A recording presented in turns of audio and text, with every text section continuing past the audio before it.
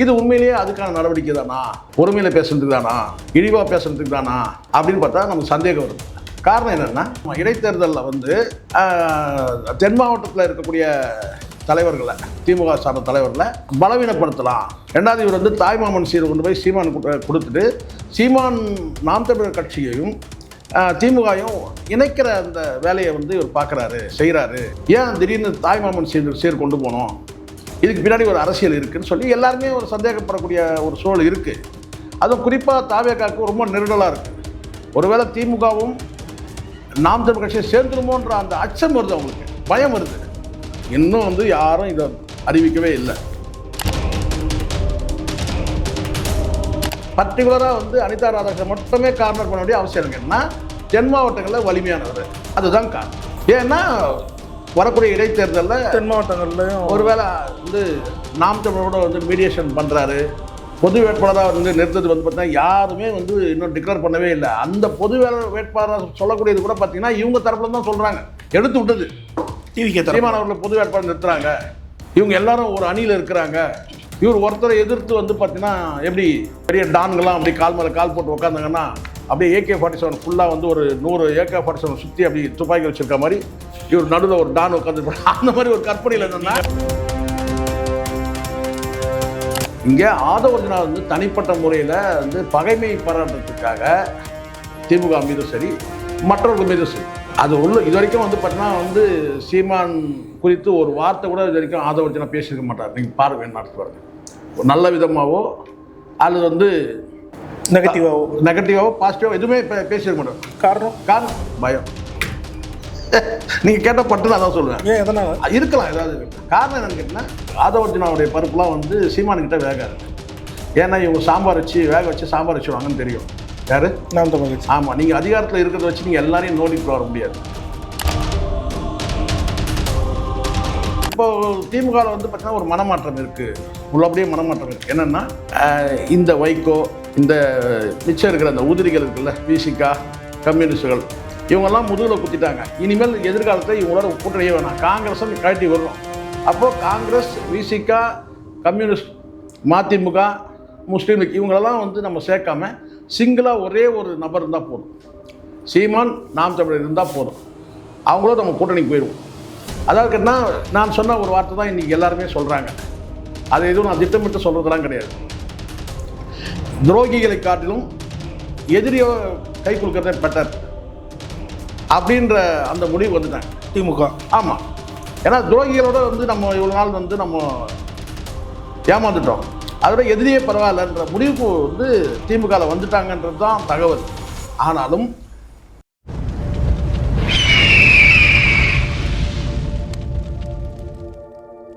அரசியல் கருட நேயர்களுக்கு வணக்கம். இன்று நம்மோதை நேயம் சிறப்பு வந்து மூத்த பத்திரிகையாளர் திரு சேக்குவாரா ஜெய்சங்கர் அவர்கள். வணக்கம் சார். வணக்கம். எப்படி இருக்கீங்க? நலமாக இருக்கேன் சார். நேற்றைய தினம் முன்னாள் அமைச்சர் அனிதா ராதாகிருஷ்ணன் அவர்கள் கைது செய்யப்பட்டிருந்தார். இப்போது பரபரப்பாக சில விஷயங்கள் வந்து பேசப்படுது. சமீபத்தில் சீமான் அவர்களுக்கு தாய்மாமன் சீரை வந்து அனிதா ராதாகிருஷ்ணன் அவர்கள் கொண்டு போய் கொடுத்துருந்தாரு. இன்னொரு தரப்பு என்ன பேசினாங்க, பொது வேட்பாளராக சீமானை நெகோஷியேட் பண்ணுறதுக்கு அனிதா ராதாகிருஷ்ணன் செயல்படுறாரு அப்படின்ற ஒரு விஷயத்தையும் வந்து பேசியிருந்தாங்க. அந்த தருவாயில் சீமான் மறுத்து இருக்காரு அப்படின்றத ஒரு பக்கம் பேசுது. இப்போ பிரச்சனை என்னன்னா, இடைத்தேர்தலில் எப்படியாச்சும் நம்ம வென்று பெரும்பான்மை நிரூபித்து விடலாம்ன்ற சூழலில் அனிதா ராதாகிருஷ்ணன் சீமானை வச்சு இப்படி காய் நகர்த்தாருன்ற ஒரே காரணத்துக்காக தான் அனிதா ராதாகிருஷ்ணன் கைது செஞ்சுருக்காங்க அப்படின்னு ஒரு தரப்பாக பேசுகிறாங்க. நேற்றைய தினம் சோஷியல் மீடியாவில் பார்க்கும்போது நிறைய விர்ச்சுவல் வாரியை சொல்லக்கூடியது அடுத்த டார்கெட் சீமான் தான் அப்படின்னக்கூடிய விஷயங்களையும் சொல்கிறாங்க. எப்படி பார்க்குறீங்க இந்த பல தரப்பட்ட பேச்சுக்களை? இல்லை, முதல்ல அனிதா ராதாகிருஷ்ணன் கைதுக்கு காரணம் என்ன சொல்கிறாங்க, அவர் வந்து ஒருமையில் பேசினார், முதலமைச்சரை அவமரியாதையாக பேசினார் அப்படின்னு தான் சொல்கிறாங்க. முதலமைச்சரை வந்து அவமரியாதையாக அவர் பேசினார், ஒருமையில் பேசினார், இதுதான் சரி. அவருடைய பேச்சுகள் நான் வந்து முழுமையாக நம்ம கேட்டோம். அவர் பேசுனது வந்து ஒரு அவமரியாதை தான் வச்சுக்கோங்களேன். அந்த அவமரியாதைக்கு காரணம் என்னென்னா, முதல்ல அவர் எடுக்கிற சப்ஜெக்ட் என்ன சொல்கிறாருன்னா, முதல்ல சப்ஜெக்ட் ஒருமையில் இருந்தால் அவன் இவன் பேசுகிறது நம்ம பேசுவோம். அவமரியாதைன்றது என்ன இவங்க பொருள்படுத்திக்கிறாங்கன்னு நான் நினைக்கிறேன்னா, அவர் ஒரு வார்த்தை சொல்கிறார். அனிதா ராதாகிருஷ்ணன் என்ன சொல்கிறாருன்னா, அவர் சட்டசபையில் அவர் முகத்தை பார்க்கும்போது நான் வந்து ஜாலியாக நடிகையோடு நான் ஜாலியாக இருந்தேன், என்னை வந்து இந்த மாதிரி வந்து கொண்டு வந்து மாட்டி விட்டுட்டீங்களேன்னு சொல்லிட்டு அவர் சட்டசபையில் அவர் முகத்தை அப்படி வச்சுட்ருக்கிறாரு. நான் நிம்மதியாக நான் ஜாலியாக இருந்தேன் நான் நடிகையோட அப்படின்னு சொல்லிட்டு அவர் முகத்தை அப்படி வந்து முன் வச்சிருக்கிறாருன்னு சொல்லி சொல்கிறாரு. சவால் விடும்போது அவன் இவன் ஒரு வார்த்தை வருது, நான் இல்லைன்னு சொல்ல. இப்போ நான் என்ன கேட்குறேன்னா, ரெண்டு விஷயம்தான் நான் கேட்குறேன். நான் அதை வந்து ஏற்றுக்கலை. ஒருமையில் பேசுகிறதுன்றது வந்து நியாயம் கிடையாது. யாரும் யாரையும் பேசக்கூடாது. நான் சொல்கிறது கேட்டால் அதிகாரத்தை இன்னும் சொல்லப்போனால் குறிப்பாக நான் கூட பேசியிருக்கிறேன். என்ன பேசியிருக்கேன்னா, அவர் அரசியல்வாதியாக இருக்கும்போது பேசியிருக்கிறோம், வந்து நடிகராக இருக்கும்போது பேசியிருக்கோம். ஆனால் முதலமைச்சர் அவங்களுக்கு தான் இந்திய அரசியல் சாசனப்படி மாண்புமிகுன்ற அந்த அடைமொழி ஒட்டிக்குது, அந்த மரியாதை இருக்குது. அப்போது நம்ம என்ன செய்யணும்னா, அந்த இடத்துல வந்து ஒருமையில் பேசுறது சரியானது கிடையாது, இழிவாகவும் பேச முடியாது. ஆனால் இவங்கெல்லாம் கடந்த காலத்தில் பேசினவங்க. யார்? இதே ஆதவர்ஜுனா பேசியிருக்கிறாரு, ராஜ்மோகன் பேசியிருக்கிறாரு, அந்த அதிகாரத்தே இல்லாத ஒருத்தன் சுற்றி கிடப்பான் பாருங்க, லோயலாமணி, அவன் பேசியிருக்கான். இப்படி எல்லாரும் வந்து பேசியிருக்காங்க. அப்போது இந்த இடத்துல நான் என்ன சொல்கிறேன்னா, நீங்கள் கடந்த காலத்தில் என்ன பேசுங்க. ஆனால் விஜய் பேசலை. விஜய் வந்து யாரையும் ஒருமையில் அவன் இவன் சொல்லி வந்து இது வரைக்கும் நீங்கள் எங்கேயுமே எடுத்து பார்க்க முடியாது. நானும் தேடி பார்த்துட்டேன், இதுக்கு முன்னாடி கிடையாது. ஒருமையில் வந்து அவன் கேலி கிண்டல் பண்ணுறதுன்றது வேற. இந்த அப்பா எங்கள் இதுக்கு முன்னாடி வந்து பார்த்தீங்கன்னா பால் டப்பா உருட்டுனீங்க, இதெல்லாம் வந்து ஸ்டாலின் அங்கிள் இதெல்லாம் சொல்கிறேன். ஆனால் எங்கேயுமே வந்து விஜய் வந்து ஒருமையில் அவன் இவன் பேசுனதே கிடையாது. அப்போது ஆதவர்ஜுனா வந்து கடந்த காலத்தில் எல்லாரையும் பேசியிருக்காரு. எல்லாரையும் போடா வாடான்னு பேசுனதாக இருக்கட்டும், சபரீசனை சம்மந்தமே இல்லாமல் போடா வாடான்னு பேசியிருக்கிறாரு, ஒருமையில் வந்து அவன் இவன் எல்லாருமே பேசியிருக்காங்க. முதலமைச்சரை தவிர்த்துட்டு, இப்போ இருக்கிற முதலமைச்சரை தவிர்த்து பேசியிருக்கிறாங்க. ஆனால் அப்போ வந்து நடவடிக்கை எடுக்கலை. ஆனால் உள்ளபடியே முட்டாள் முதலமைச்சர்னு சொல்லியிருக்கிறார். யார்? மு.க. ஸ்டாலின் முதலமைச்சராக இருக்கும்போது இதே ஆதவர்ஜுனா வந்து முட்டாள் முதலமைச்சர் சொல்லும்போது அப்போ நம்ம அன்றைக்கே நான் வந்து எதிர்த்து பேசினேன். எப்படி ஒரு முதலமைச்சர் முட்டாள் முதலமைச்சர் சொல்வேன் அப்படின்னு சொல்லிட்டு பேசியிருக்கணும். அப்போது இந்த இடத்துல உங்கள் ஆட்சி இருக்கும்போது நீங்கள் எப்படிலாம் நீங்கள் நடந்துக்கிட்டீங்க, எப்படிலாம் வந்து இருந்தீங்க, இப்போ வந்து நீங்கள் நடவடிக்கை எடுக்கிறீங்க. இது உண்மையிலேயே அதுக்கான நடவடிக்கை தானா? ஒருமையில் பேசுறதுக்கு தானா? இழிவாக பேசுறதுக்கு தானா அப்படின்னு பார்த்தா நமக்கு சந்தேகம் வருது. காரணம் என்னென்னா, இவரை விட மோசமாக பேசுகிறவர் வந்து தாமு அன்பரசன். இந்த நாய் ஆட்சியில் தான் பேசியிருக்கிறாரு தாமு அன்பரசன்.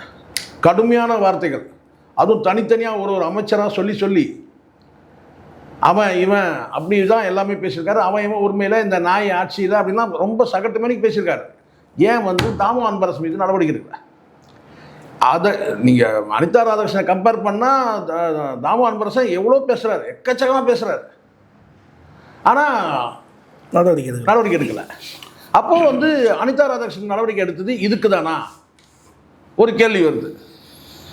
ஏன்னா இதே வந்து ஆதவர்ஜுனா வந்து லாட்டரி மையப்படுத்தி ஒருமையில் வந்து நிறைய தடவை எல்லாருமே பேசியிருக்கிறாங்க. ஆனால் அவங்க மீதுலாம் நடவடிக்கை இல்லை. அப்போது இதில் வந்து நமக்கு சந்தேகம் வருது. இந்த இடத்துல உண்மையிலே இழிவாக பேசுகிறது தானா, இல்லை வேறு ஏதாவது காரணமாக? இடைத்தேர்தலில் வந்து தென் மாவட்டத்தில் இருக்கக்கூடிய தலைவர்களை, திமுக சார்ந்த தலைவர்களை பலவீனப்படுத்தலாம். ரெண்டாவது, இவர் வந்து தாய்மாமன் சீரை கொண்டு போய் சீமான் கொடுத்துட்டு சீமான் நாம் தமிழர் கட்சியையும் திமுகையும் இணைக்கிற அந்த வேலையை வந்து இவர் பார்க்குறாரு, செய்கிறாரு. ஏன் திடீர்னு தாய்மாமன் சீர் கொண்டு போனோம்? இதுக்கு பின்னாடி ஒரு அரசியல் இருக்குதுன்னு சொல்லி எல்லாருமே ஒரு சந்தேகப்படக்கூடிய ஒரு சூழல் இருக்குது. அதுவும் குறிப்பாக தாவேகாவுக்கு ரொம்ப நெருடலாக இருக்குது. ஒருவேளை திமுகவும் நாம் தமிழ் கட்சியை சேர்ந்துருமோன்ற அந்த அச்சம் வருது, அவங்களுக்கு பயம் வருது. இன்னும் வந்து யாரும் இதை அறிவிக்கவே இல்லை. சீமான் அவர்களோ நாம் தமிழர் கட்சியோ இல்லை அதில் இருக்கிற அதிகாரம் உள்ள நபர்கள் யாருமே வந்து இதை டிக்ளேர் பண்ணவே கிடையாது. என்னென்னு, நாம் தமிழர் கட்சியும் திமுகவும் அணியில் ஒன்று வந்து கூட்டணி போகும்போது இல்லை வந்து பார்த்தீங்கன்னா வந்து பொது வேட்பாளராக வந்து அறிவிக்கிறாங்க. இவங்களுக்கு வந்து உளவுத்துறையில் வந்து கசியக்கூடிய சில செய்திகளை கையில் வச்சுக்கிட்டு யார் தாவேகா தரப்பில் வந்து அதான் அரசு தரப்பில் சில தகவல்களை வச்சுக்கிட்டு என்ன செய்கிறாங்க கேட்டினா, இப்படி ஒன்று நடக்குது, அப்படி நடந்தால் இது நான் பெரிய பின்னடைவாயிடும், எந்த வகையிலும் வந்து திராவிட கட்சிகளோட சீமான் வந்து கூட்டணிக்கு போயிட்டுனா முடிஞ்சிடுச்சு, டிவிகே கதை முடிஞ்சிடுச்சு அப்படின்ற. ஏன்னா இரண்டு தரப்புக்கும் வலிமை, திமுகவுக்கும் வலிமை, சீமான் அவர்களுக்கும் வலிமை. அப்போ ரெண்டை வந்து சேரக்கூடாது. இப்போ திமுகவில் வந்து பார்த்திங்கன்னா ஒரு மனமாற்றம் இருக்குது, உள்ளபடியே மனமாற்றம் இருக்குது. என்னென்னா, இந்த வைகோ, இந்த மிச்சம் இருக்கிற அந்த உதிரிகள் இருக்குல்ல, விசிகா, கம்யூனிஸ்டுகள், இவங்கெல்லாம் முதுகில் குத்திட்டாங்க. இனிமேல் எதிர்காலத்தை இவங்களோட கூட்டணியே வேணாம், காங்கிரஸும் கழட்டி வர்றோம். அப்போது காங்கிரஸ், விசிகா, கம்யூனிஸ்ட், மதிமுக, முஸ்லீம் லீக் இவங்களெல்லாம் வந்து நம்ம சேர்க்காம சிங்கிளாக ஒரே ஒரு நபர் இருந்தால் போதும், சீமான் நாம் தமிழர் இருந்தால் போதும், அவங்களோட நம்ம கூட்டணிக்கு போயிடுவோம். அதாவது கேட்டால் நான் சொன்ன ஒரு வார்த்தை தான் இன்றைக்கி எல்லாருமே சொல்கிறாங்க. அது எதுவும் நான் திட்டமிட்டு சொல்கிறதுலாம் கிடையாது. துரோகிகளை காட்டிலும் எதிரியோ கை கொடுக்கறதே பெட்டர் அப்படின்ற அந்த முடிவு வந்துட்டாங்க திமுக. ஆமாம், ஏன்னா துரோகிகளோட வந்து நம்ம இவ்வளோ நாள் வந்து நம்ம ஏமாந்துட்டோம், அதோட எதிரியே பரவாயில்லன்ற முடிவுக்கு வந்து திமுகவில் வந்துட்டாங்கன்றது தான் தகவல். ஆனாலும் நாம் தமிழர் கட்சியும் சீமான் அவர்களும் இது வரைக்கும் ஒரே ஒரு சின்ன சமிக்கை கூட காட்டவே கிடையாது. திமுக எவ்வளோ முயற்சி பண்ணாலும். ஆமாம், திமுக இது வரைக்கும் அவங்களுடைய எண்ணங்கள் அப்படி இருக்குது, முயற்சிகள் அப்படி இருக்குது. ஆனால் வந்து இன்னும் சொல்ல போனால் மக்கள் இதை இந்த கூட்டணியை எப்படி பார்ப்பாங்கன்னு சொன்னால் உண்மையிலே பாசிட்டிவாக பார்ப்பாங்க. அது நடக்குமா நடக்காதான்னு தெரியாது, நமக்கு அந்த எண்ணமும் கிடையாது, நமக்கு அந்த மீடியேட்டராகவும் இல்லை. ஆனாலும் மக்கள்கிட்ட வந்து பார்த்திங்கன்னா இப்படி ஒரு எதிர்பார்ப்பு இவங்களுக்கு வந்து புளிய கரைக்குது, எந்த வகையிலும் கூட்டணி சேர்ந்துடக்கூடாது அப்படின்றத முனைப்பு காட்டுறாங்க. ஸோ அதனால் இப்போ என்ன செய்கிறாங்கன்னா முதல் கட்டமாக பலவீனப்படுத்துறது எப்படி, இவர் தான் இந்த வேலையை பார்க்குறாரா, அனிதா ராதாகிருஷ்ணன் வந்து கார்னர் பண்ண வேண்டிய அவசியம் இல்லை. உண்மையிலேயே நீங்கள் அவமரியாதை நீங்கள் பேசுகிறீங்கன்னு சொன்னால், இப்போ இன்னொரு விஷயம் நான் சொல்கிறேன். இப்போ அனிதா ராதாகிருஷ்ணன் என்ன சொல்கிறாரு, அவருடைய முகம் பார்க்குறதுக்கு நான் நடிகையோட ஜாலியாக இருந்துட்டு இருந்தேன், என்னை கொண்டு வந்து இப்படி மாட்ட விட்டுட்டீங்களே சொல்லி தான் உட்காந்துருக்காரு சொல்கிறேன். நீங்கள் உள்ளபடியே பார்த்தீங்கன்னா அந்த முகத்தோட முக பாவனை இருக்குல்ல, அதை வந்து விஜய் அவர்கள் சொல்லித்தர வேண்டிய அவசியமே இல்லை. அவர் ஒரு நடிகர், எதுக்காக முக பாவனையை அப்படி வைக்கணும்? முதல் கேள்வி. முக பாவனையை வந்து நீங்கள் வந்து அப்படி வைக்கிறதுடைய விளைவு எல்லாருமே ஒருத்தர் வந்து உங்களுக்கு தெரியும் நினைக்கிறேன், ஒரு பெரிய ட்ரோல் ஆச்சு. அதிமுக எம்எல்ஏ டிஎம்கே எம்எல்ஏ ஒருத்தர் வந்து பார்த்தீங்கன்னா அந்த முகத்தை அப்படி வச்சுக்கிறது, அது எதுக்கு? இப்போது முகபாவனை வந்து உங்களுக்கு இன்னொருத்தர் சொல்லித்தரணுமா? நீங்கள் எத்தனை முகபாவனை வந்து இங்கே காட்ட முடியும்? அப்போ நீங்கள் இயல்பாக இருந்துட்டு போகலாம். அந்த முகபாவனை அப்படி வச்சுருக்கும் போது அது ஒரு கிரிட்டிசைஸ் ஆகுது. அதைத்தான் இவர் வந்து சொல்கிறாரு, என்னென்னா அந்த முகபாவனை பார்க்கும்போது நான் நிம்மதியாக இருந்தேன், ஜாலியாக இருந்தேன், நடிகையோடு இருந்தேன், எனக்கு கொண்டு வந்து இப்படி மாட்ட விட்டீங்கன்னு. அந்த நடிகைன்ற விமர்சனம் எதனால் வருது? அவர் நடிகர்ன்றதுனால. நீங்கள் அந்த மாதிரி நடந்துக்கிட்டீங்கல்ல, கான்வாயில் நீங்கள் தானே கூப்பிட்டு வந்தீங்க சார், கான்வாயில் நீங்கள் தானே சார் கூப்பிட்டு வந்தீங்க, நீங்கள் தானே இந்த ஒரு ஒரு பேச்சு வருது, இது காரணம் நீங்கள் தானே. அதே சமயம் இன்னொரு வார்த்தை நான் சொல்கிறேன், அனிதா ராதாகிருஷ்ணன் வந்து உண்மையாக அது வந்து பார்த்தீங்கன்னா அந்த வார்த்தையை அவர் வந்து பேசியிருக்கக்கூடாது. இன்னொன்று என்ன செஞ்சிட்டாருன்னு கேட்டிங்கன்னா வந்து அவருடைய மனைவி பற்றிலாம் பேசிட்டார். யாருடைய மனைவி பற்றி? விஜயோட மனைவி பற்றி தான். எனக்கு அதில் உடன்பாடு கிடையாது. அது அவங்க பர்சனல். அது ரொம்ப வந்து அது ரொம்ப அதீதம். அவங்க மனைவி வந்து அதான் தெரியும்ல, அவங்க மனைவியோட விட்டு விலகி இருக்கிறத வச்சு பேசுகிறார், பிரிஞ்சிருக்கிறது, அது பேசிடக்கூடாது. இப்போ நீங்கள் நடிகை சொல்கிறீங்கன்னா அது வந்து அவரே வந்து டிக்ளேர் பண்ணியிருக்கிறாரு. ஆனால் மனைவி வந்து பார்த்தீங்கன்னா அவங்க தனிப்பட்ட முறையில் அவங்க வழக்கு தொடுத்துருக்காங்கன்னா அதை பற்றி பேசிடக்கூடாது. அது ஏன்னா ரொம்ப இதுவும் பர்சனல் தான். ஆனால் இந்த பர்சனலுக்கு வந்து பார்த்தீங்கன்னா விஜயே காரணமாக இருக்கிறாரு. ஏன்னா அவர் தான் வந்து கூட்டிகிட்டு வந்து பார்த்தீங்கன்னா முதலமைச்சர் கான்வாயில் கூட்டு வந்து எக்ஸ்ட்ரீம் லெவல் அது நடந்துருக்கூடாது, பண்ணியிருக்கக்கூடாது. அப்போது இந்த இடத்துல அதை தாண்டி நீங்கள் வந்து மனைவி வரைக்கும் வேணால் உங்ககிட்ட வீடியோ இருக்கு, நான் காட்டுறேன் பாருங்கள், மனைவி குறித்து பேசியிருக்கக்கூடாது, சரிங்களா? அதை அவாய்ட் பண்ணியிருக்கணும். யாரையுமே நான் சொல்கிறேன், கடந்த காலத்தில் உங்களுக்கு தெரியும்னு நினைக்கிறேன், சீமான் இந்த இவனுங்கெல்லாம் இந்த முக்தார், இந்த இன்னொரு நாய் ஒன்று இப்போ பேசிட்டு இருந்ததுல இந்த பிஸ்மி, பீலா பிஸ்மி, இவனுங்கெல்லாம் என்ன செய்யறேன்னு கேட்டால் எடுத்ததுமே என்ன, அதுவும் முக்தார்லாம் ஸ்ட்ரைட்டாக வந்து நான் சீமான் கேட்டேன்னா வந்து கயல்விழி சீமான் பிள்ளைகள் எல்லாம் இப்படி தான் போவோம். அவர் பிள்ளை கான்வென்ட்டில் படிக்குது, அது பண்ணு இது பண்ணு, இப்படி தான் போவோம். கொஞ்சம் நெஞ்சம்லாம் அவதூறுலாம் கிடையாது, ஓவராக போகிறது. யாரையும் தனிப்பட்ட முறையில் அவங்க மனைவி, அதுவும் குறிப்பாக நான் சொல்கிறது எனக்கு வருத்தமே என்னன்னு கேட்டிங்கன்னா, அவங்க தங்கை சங்கீதா பொறுத்த வரைக்கும் அவங்க வந்து ஒரு ஈழத்தமிழ் பெண்.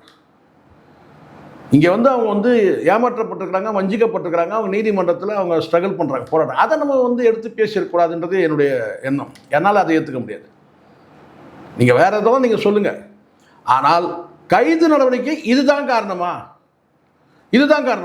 ஏன்னா இவங்களே தவறாக சித்தரிச்சதெல்லாம் இருக்குல்ல, கடந்த காலத்தில் தேர்தல் நேரத்தில் நிச்சயமா குடும்பத்தையும் சேர்ந்து இவங்க தவறாக சித்தரித்து ஆமாம் நான் பண்ணுவேன் அப்படி சொல்லிட்டு கல்யாணத்துக்கு கூட்டலாம் போனார்ல. அப்போது இது இந்த விமர்சனத்துக்கு காரணமும் நீங்கள் தான், யார்? விஜய் தான் காரணம். அப்போ நமக்கு ஒரு டவுட் வருது, இந்த விமர்சனம் இவர் வந்து இந்த மாதிரியான இவருடைய இந்த பேச்சுக்கள் எல்லாமே வந்து இந்த விமர்சன பேச்சுக்கள் இல்லை இவங்க பாணியில் சொன்னால் கூட இழிவுபடுத்தினாரு தனிப்பட்ட முறையில், அதனால நடவடிக்கை எடுக்கிறதா எனக்கு சந்தேகம் இருக்குது. அப்படின்னா நீங்கள் எங்கே போய் எடுத்துடணும், நடவடிக்கை எடுத்துடணும்? உங்கள் கட்சியிலே முதல்ல பண்ணிருக்கணும். தாமோ அன்பரசன்கிட்ட போயிருக்கணும்ல, அங்கே போயிருக்கணும்ல. அங்கே தாமோ அன்பரசன் மாதிரி இன்னும் பல பேர் பேசியிருக்கிறாங்க. இவங்கெல்லாம் முன்னாள் அமைச்சர்கள், சாதாரண நிலையில் இருக்கிறவங்க அத்தனை பேரும் வந்து கேலி கிண்டல்லாம் பண்ணியிருக்கிறாங்க. அப்போது அவங்க மேலே யாருமே நடவடிக்கை வந்து பர்டிகுலராக வந்து அனிதா ராதாகிருஷ்ணன் மட்டுமே கார்னர் பண்ண வேண்டிய அவசியம் இருக்குன்னா தென் மாவட்டங்களில் வலிமையானவர், அதுதான் காரணம். ஏன்னா வரக்கூடிய இடைத்தேர்தலில் தென் மாவட்டங்கள்லையும் ஒருவேளை வந்து நாம் தமிழரோட வந்து மீடியேஷன் பண்ணுறாரு.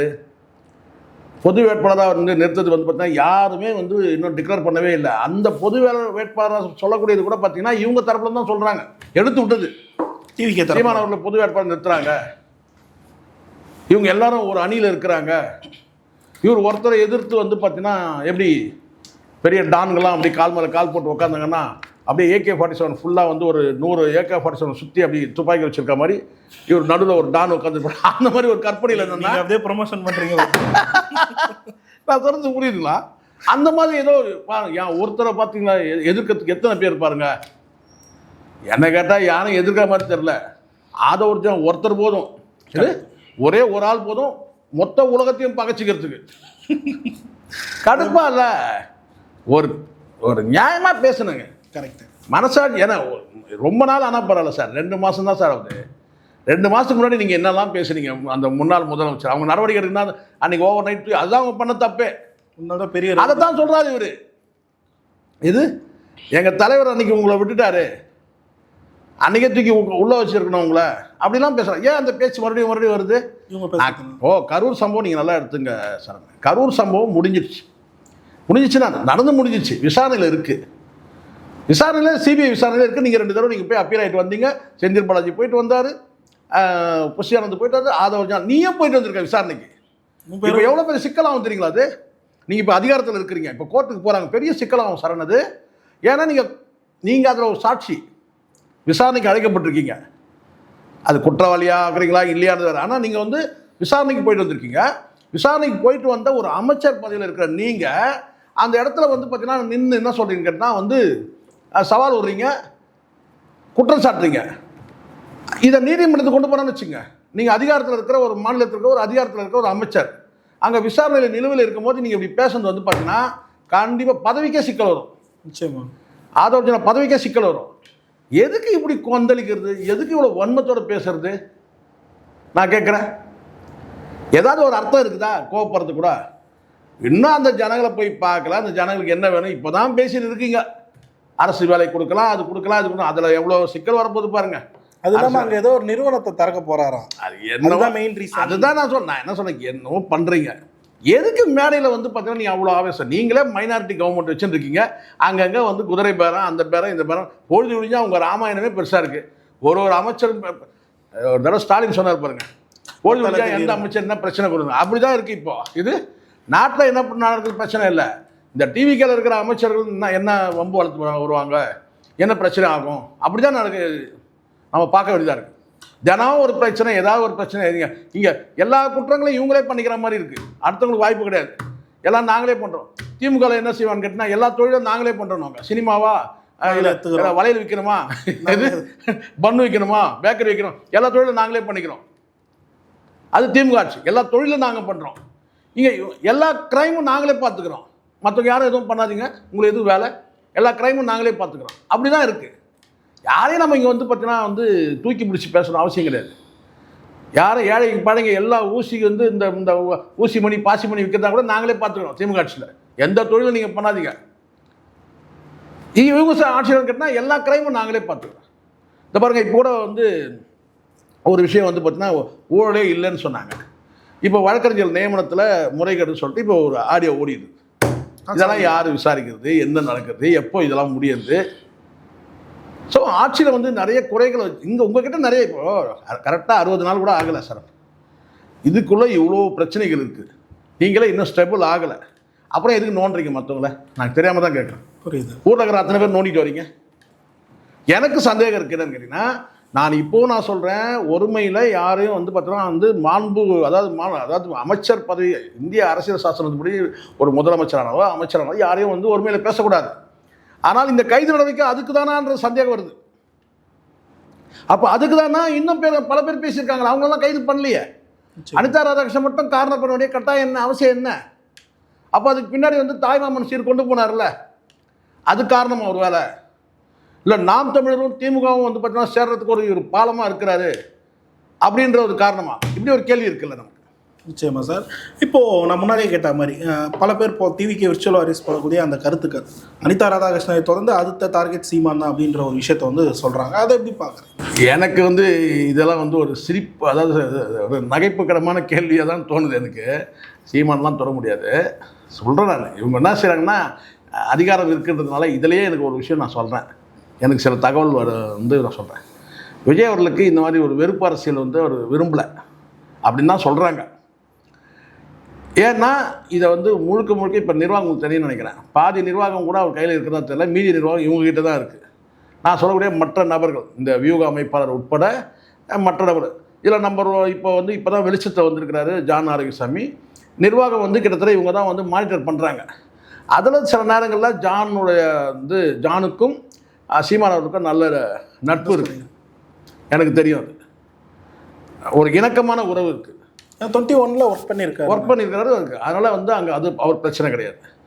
இங்கே ஆதவர்ஜுனா வந்து தனிப்பட்ட முறையில் வந்து பகைமை பாராட்டுறதுக்காக திமுக மீதும் சரி மற்றவர்கள் மீதும் சரி அது இது வரைக்கும் வந்து பார்த்தீங்கன்னா வந்து சீமான் குறித்து ஒரு வார்த்தை கூட இது வரைக்கும் ஆதவர்ஜுனா பேசியிருக்க மாட்டார். நீங்கள் பாருங்க, நாட்டு பாருங்க, நல்ல விதமாகவோ அல்லது வந்து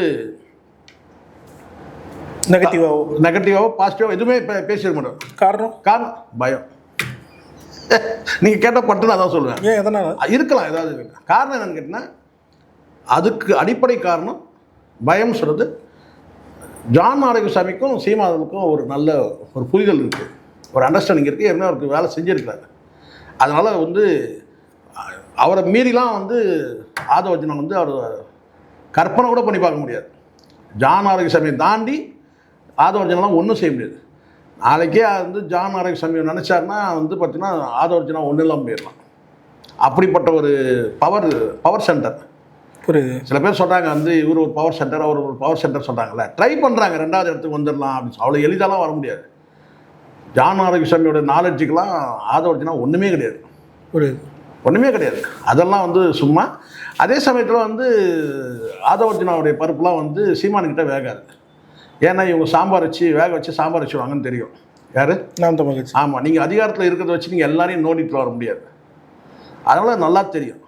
அதனால் எனக்கு தெரிஞ்ச வரைக்கும்னு கேட்டிங்கன்னா அங்கே பிரச்சனையே யாருக்கு, அந்த டிவிக்கே அரசுக்கு ஒரு பிரச்சனையே வந்து பார்த்திங்கன்னா யார் மூலமாக வருதுன்னு பாருங்கள். இல்லை ஸ்மூத்தாக போகும் சார். இது மைனாரிட்டி கவர்மெண்ட்டு. இப்போ உங்களுக்கு மெஜாரிட்டி இப்போ இருக்குது, அப்படியே ஸ்மூத்தாக போயிட்டுருக்கோம். இப்போ இவங்க டார்கெட்னா ஜானோட டார்கெட், ஏடிஎம்கே டார்கெட்டு, அது கரெக்டாக வந்து ரெண்டு பேராக வந்து பண்ணிகிட்டே வராங்க. இப்போ ஊழல் சக்திகளும் வந்துட்டாங்க. இப்போ இனி தூய சக்தின்னு சொல்ல முடியாது, சரிங்களா?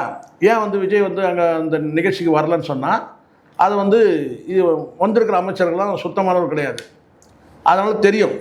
அதை சேர்த்துக்கிட்டாங்க, அவ்வளோதான். இப்போ மனுஷர்களுக்கான சேர்த்தா மாதிரி தான் இவங்களையும் சேர்த்துக்கிட்டாங்க, அவ்வளோதான். யார்? 2 விஜய் பாஸ்கரையும். அங்கே வந்து விஜய் வரல. இதெல்லாம் வந்து ஸ்ட்ராட்டஜிஸ்டோட பிரெயின் இதெல்லாம், சரிங்களா? இப்போ வந்து நான் அந்த இடத்துல வந்து முழுக்க ஆதவர்ஜுனா தான் வந்து பார்த்தீங்கன்னா அங்கே வந்து ஸ்மூத்தாக போகாமல் ஒரு சிக்கலை ஏற்படுத்துறது. அங்கே இப்போ தேவையற்ற சர்ச்சை தானே இதெல்லாம். நிச்சயமா.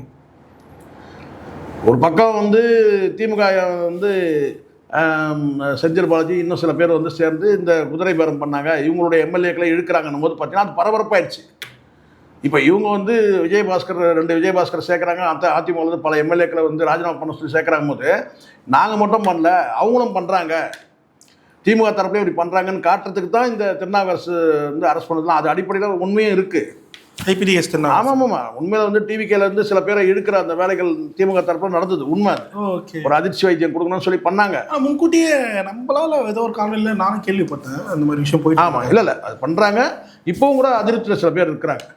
ஆனால் நீங்கள் இட்லிஸ்ட்டில் வந்து இவரே இருக்கிறார் சார், குளத்தூர் தொகுதியில் இருந்த விஎஸ் பாபு, அவரே ரெடியாக தான் இருக்கிறார். ஏன்னா அந்த இடத்துல தான் சார் இப்போது சீமான் அவர்களை தோற்கடித்த பிரபு அவர்களுக்கு அமைச்சர் பதவி, எல்முருகன் அவர்களை தோற்கடித்த அவங்க பேர் கைலு ஏதோ சம்திங் அவங்களுக்கு வந்து அமைச்சர் பதவி.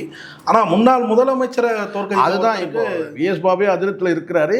ஒரு வருஷம் அப்படியே ஓடும்.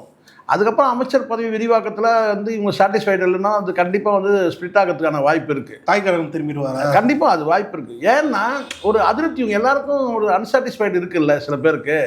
ஏன்னா இப்போ அதிமுக கட்சியிலேருந்து வந்திருக்கவங்க பாதி பேருக்கு மேலே, கிட்டத்தட்ட ஒரு 50 பேருக்கு மேலே அதிமுகலேருந்து வந்தவங்க இன்றைக்கி வந்து பதவி இல்லாமையே இருக்கிறாங்க. இப்போ இந்த இவர் எடுத்துக்க, இந்த இளையராஜா யாருன்னு நீங்கள் நினைக்கிறீங்க? அதிமுகலேருந்து வந்தவர், சீட்டு கொடுக்கணும்னு சொல்லி வந்தவர் இந்த இளையராஜா. அங்கே வந்து அறிவிக்கப்பட்டவர் வேற ஒரு நபர், வேட்பாளர் அறிவிச்சது கூட சொல்கிறேன். ஆனாலும் கடைசி நேரத்தில் வேட்புமனு தாக்கல் பண்ணும்போது மாறுச்சு. இந்த இளையராஜா வந்து அதிமுகக்காரர். ஸோ அதனால் இதெல்லாம் நிறைய உள்ளுக்குள்ளே புகைச்சல் நிறைய இருக்குது. அதனால் வந்து ஸ்பிளிட் ஆகிற சான்ஸ் இருக்குது. இப்போ இவங்க கஷ்டப்பட்டு ஒரு 10 எம்எல்ஏக்கள் எடுக்கிறாங்க இல்லையா, ஒரு 6 வரைக்கும் எடுத்துட்டாங்கன்னு வச்சுங்களேன். ஒரு 6-7 பேர் இப்போது இருக்கிறாங்கன்னா, இன்னொரு நீங்கள் ஒரு 3-4 பேர் எடுத்தால் கூட பார்த்தீங்கன்னா திடீர்னு இங்கேருந்து ஒரு 10 பேர் கிளம்புறதுக்கான வாய்ப்பு இருக்குது. அப்போது ஒரு நித்தியகண்டம் போகிற நாய்ஸ்ன்ற மாதிரி தான் இருக்குது. அப்போ இந்த இடத்துல நீங்கள் என்ன செய்யணும்னு கேட்டிங்கன்னா, அப்படியே ஸ்மூத்தாக கலைஞர் 95 பேர் வச்சுட்டா சார், எந்த சலனமும் இல்லை சார். எங்கேருந்து ஒரு குரல் வரும் சார். 2006 எந்த சலனமும் இல்லாமல் ஸ்மூத்தாக போயிட்டு இருந்துச்சு. ஆனால் ஜெயலலிதா மட்டும் தான் சொல்லிகிட்டே இருந்தாங்க, இது மைனாரிட்டி திமுக அரசு, மைனாரிட்டி திமுக அரசு. ஆனால் எந்த விதமான இதுவும் நடக்கவே இல்லை. ஏன் இந்த ஜெயலலிதாவால் முடியாதா சார்? ஒரு 5 பேர் இழுத்துட முடியாதா? அவங்க பண்ணலை. ஸோ இது இப்போ என்னாச்சுன்னா, உங்களுக்கு தனித்தன்மை இழக்கிறீங்க, தூய சக்தின்ற தனித்தன்மை இழக்கிறீங்களா? நிச்சயமா. அப்புறம் ஒரு நிம்மதியற்ற ஒரு நிலை, ஒரு அன்ஸ்டேபிள், நிம்மதியற்றனா ஒரு நிலையற்ற ஒரு தன்மை இருக்க தானே செய்யுது. நீங்கள் எப்படி ஒரு அரசியல் தினமும் ஒரு பரபரப்பு அரசியல் பண்ண முடியாது சார். தினமும் வந்து பார்த்தீங்கன்னா, ஐயோ இது இன்றைக்கி என்ன பிரச்சனை, நாளைக்கு என்ன பிரச்சனை, ஐயோ இது அப்படி. அப்போ இங்கே வந்து மக்களுடைய பணியில், மக்கள் சேவையில் எண்ணம் போகாது. இந்த பஞ்சாயத்திலே ஓடிட்டு இருக்கோம். இவன் எங்கே போனான், அவன் எங்கே வந்தான், அங்கேருந்து இங்கே போனானா, இங்கேருந்து அங்கே போனானா. இப்போ திமுகவும் அந்த வேலையை பண்ண ஆரம்பிச்சிட்டாங்க. புரியுது. அது நடக்க தான் போகுது. அதுக்கான வேலை உள்ளுக்குள்ளே நடந்துகிட்டு இருக்குது ஒரு பக்கம். அப்போது இப்போ பாருங்கள், அப்போது வந்து இதுதான் இப்போ இந்த சூழ்நிலையில் என்ன செய்யணும்னு கேட்டால், இருக்கிற வந்து ஒரு இந்த அரசு வந்து 5 ஆண்டு காலம் நிறைவு செய்யணும்னு சொன்னால் திட்டங்கள் மீது கவனம் செலுத்தணும். அதிருப்தியை வந்து எப்படி குறைக்கிறது மக்கள்கிட்ட இருந்து, அந்த வேலையை பார்க்கணும். தேவையில்லாமல் இடைத்தேர்தலை நீங்களே சொல்லி வைக்கிறீங்க. ஒரு 10 தொழில் நீங்கள் நினைக்கிற மாதிரிலாம் கிடையாது. மக்கள் வந்து எண்ணங்கள் மாறிடும். இப்போ விஜய் பொறுத்த வரைக்கும் என்னன்னு கேட்டிங்கன்னா, வந்து பார்க்க வந்த கூட்டம் ஓட்டு போட்டுச்சு. இனிமேல் வந்து விஜய் போடான்னா பார்க்கும் கூட்டம், ஆனால் ஓட்டு போடான்னு சொல்ல முடியாது. ஏன்னா மாற்றம் ஒன்றும் பெருசாக இல்லைங்க, இது எதுக்குங்க மாற்றி போடணும்? ஏன்னா எல்லாத்தையும் மக்கள் பார்த்துட்டு தானே இருக்கிறாங்க. இந்த குதிரை பேரம்னு சொன்னால் குதிரை தான் தெரியும் மக்களுக்கு. ஆனால் குதிரை பேரம்ன்றது இது வரைக்கும் மக்கள் கேள்விப்படாத ஒரு வார்த்தை தான். ரொம்ப ரேர் அந்த வார்த்தை. இப்போ அது வந்து தினமும் மக்களுக்கு வந்து காதில் கேட்குறாங்கல்ல குதிரை பேரன்றத. ஸோ அதனால் இது வந்து எனக்கு தெரிஞ்ச வரைக்கும் இப்போதைக்கு பிரச்சனையாக அங்கே என்னன்னா, ஆதவர்ஜனா தான் பிரச்சனை. ஆதவர்ஜனா வந்து வாயை மூடிட்டாலே வந்து பார்த்தோன்னா இங்கே கவர்மெண்ட்டை வந்து ஸ்மூத்தாக கொண்டு போவாங்க. ஜான் வந்து அந்த வேலையை செய்வார். என்ன ஆக்கப்பூர்வமான அரசியல் என்ன, அதே சமயத்தில் சூதுவாதமான அரசியல் நடந்துகிட்டே தான் இருக்கும் காலகாலமாக. அரசியல்னாலே சூதுவாதம் நிறைஞ்சது தான் சார். அது நடக்கும் சார். அது கடந்த காலத்தில் எல்லாரும் பண்ணது தான் அது. ஆனால் நீங்கள் அதை தாண்டி தனிப்பட்ட வன்ம அரசியல் பண்ணுங்க, அதான் பிரச்சனை. சூதுவாத அரசியல் தாராளமாக பண்ணலாம், ஆனால் வன்ம அரசியல் பண்ணுறது ஆதவர்ஜனா. அதனால் அங்கே சிக்கல் அதனால தான் ஆகிட்டு இருக்கு சார். பல்லர்களை தெரியும்.